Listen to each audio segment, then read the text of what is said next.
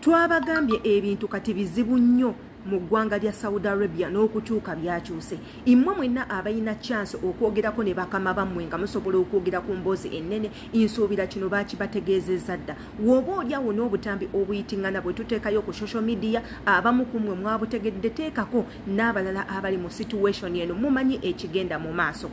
Era tobeerawo n'okyewuunya nga olabye embeera empya gy'obadde tomanyi mu nnyumba ya mukamawo n'otandika okuba nga ogiraba, embeera ey'okubulwa ekyokulya, embeera ey'okulwawo okusasula, embeera ey'obutakusasulirako ddala, embeera y'okuzzaayo nga contract yo tennaba kutuuka. Ebintu ebyo mubiteekeko nnyo amaaso ate era mufube okumanya n'okunoonyereza lwaki kiriwo ekityo. Tubagamba nti nno eno waliwo process etanzise okukyuka naddala mu ggwanga lino erya Saudi Arabia. Era wano we tubagambira nti mmwe abayina amasimu mulekerawo okozesa obubi amasimu gammwe.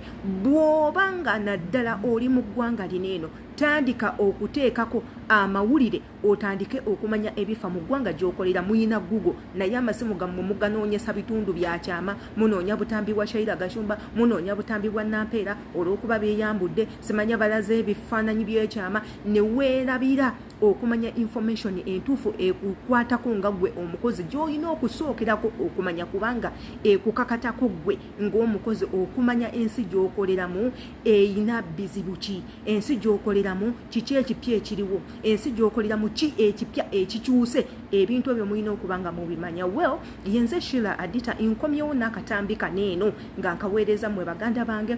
Ky'olina okukola following ng'oli mupya, ate era gwe nawe omukadde otwetaaga obutambi nga buneno mubwetaaga nnyo. Kwata mu link jangu ku YouTube channel yange, subscribinga, kwata ku notification bell buli video gye nteekayo ebeere nga ekutuukako, commentinga tumanye endowooza yo, ate ero eyo tusindikire n'obubaka ng'olina omuntu gw'oyagala okutumirako. Tujja kuba tukikola mu bwangu kubanga obeera mmemba. Ebintu mu ggwanga erya Saudi Arabia bikyuseemu. Abamu ku mmwe muzze mutugamba eyo information mwagituwadde emyaka n'emyaka nga tewali bikyuse. Oyinza okuba nti information eyo twagikuwa n'ebintu bye twagamba okukyuka nga gwe tonnaba birabako, naye munnange abatandise birabako no biro zaako bo tebakyayinayo kadde konna konna kesikattiza nti nno bawakana. Baganda baffe bangi nnyo mutandise okubanga babagoba ku mirimu, bakama bammwe ne babakwata, temulina kye mukoze ne babatika ne babazayo ku kampani. Abalala ku mmwe omusaala ne gutuuka mukamawo n'atakuwa n'akugamba asiinaawo sente. Abalala ku mmwe nga bakama bammwe bagulidde ne tiketi okubazayo mu ggwanga erya Uganda nga temunnaba kumalako contract. Gwe weebuuze lwaki. Twabagambye nti nno obwavu waliwo crisis right now mu ggwanga lino, nti obwavu buyingidde mu bannansi abeeno gye tukolera, olw'ensonga nti nno gavumenti yeeno yabadde eyimirizaamu okuwa abantu ba bulijjo ssente ng'etandise okulwawo obba wateekako n'obutabaweera ddala, ekireetedde abantu abamu okufuna obwavu n'okweggyako abo bonna ababadde babakolera okukendeeza ku expenses. Indowooza ko mmwe mubirabanga wajja mu nnyumba ya mukamawo edda nga fridge ebeeramu emmere nnyingi nnyo, essaawa zino noonya n'ekyokulya nga tokiraba, nga mukamawo omusaala we gutuuka akuyitirawo mangu n'akusasula essaawa zino eno tannaba kubanga akusasula oba n'obutakuweerako ddala. Abalala ku mmwe abamaze ku contract nga bakamawo ne air ticket ebabuze ey'okukuzaayo ewaka. Abalala ku mmwe nga bakama bammwe batandise okubejjako ate era okubatunda mu bantu abalala, n'akukwata n'akutunza omuntu omulala omaze omukolera, omaze obulayo emyezi 2 mwezi gumu kudda waka,